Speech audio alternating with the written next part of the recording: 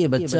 ماشاءاللہ موبائل چھوڑ کر قرآن کی طرف لپک رہا ہے، بار بار کوشش کے باوجود وہ فطرت اصلیہ کے مطابق قرآن کی طرف، دین کی طرف مائل ہو رہا ہے۔ اور یہ اللہ کے پیارے حبیب صلی اللہ علیہ وسلم نے سچ فرمایا، کل مولود یولد علی فطرت الاسلام، ہر پیدا ہونے والا فطرت اسلام پر پیدا ہوتا ہے۔ فابواہ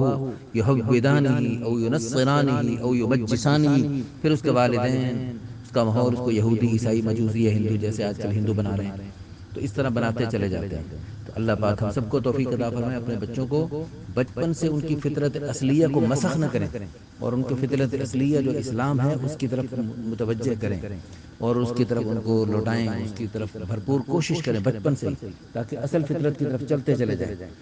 بچہ شروع سے یعنی اس کی چاہت ہوتی ہے میں صبح جلدی جلدی اٹھوں، صبح جلدی جلدی اٹھاتا ہے، لیکن اس کی فطرت اصلیہ کو والدین مسخ کرتے ہیں۔ اسی طرح وہ قرآن کی طرف لپک رہا ہے، وہ دین کی طرف اس کی فطرت اصلیہ مائل ہو رہی ہے، لیکن والدین اس کو اتنا یعنی چیزوں موبائل میں اور ان چیزوں میں کھوئے رہتے ہیں، ان چیزوں میں الجھے رہتے ہیں کہ بچے فطری طور پر پھر اس طرف مائل ہونے لگتے ہیں، ان کی فطرت اصلیہ ختم ہو جاتی ہے۔ لیکن مایوس ہونے کی ضرورت نہیں، چاہے دنیا میں کسی بھی انسان کسی بھی مذہب سے تعلق رکھتا ہو،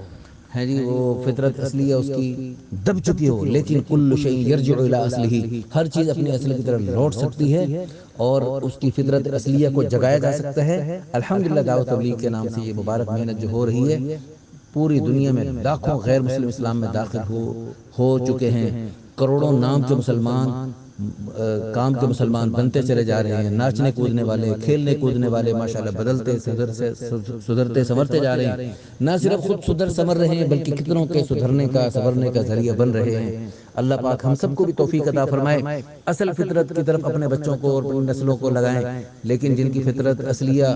مڑ چکی ہے ان کی فطرت اصلیہ کو جگائیں اور ان کو فطرت اصلیہ کی طرف لوٹائیں۔ اللہ ہم سب کو توفیق عطا فرمائے۔ جزاکم اللہ خیرا، احسن الجزاء فی الدارین۔ اللہ اللہ اللہ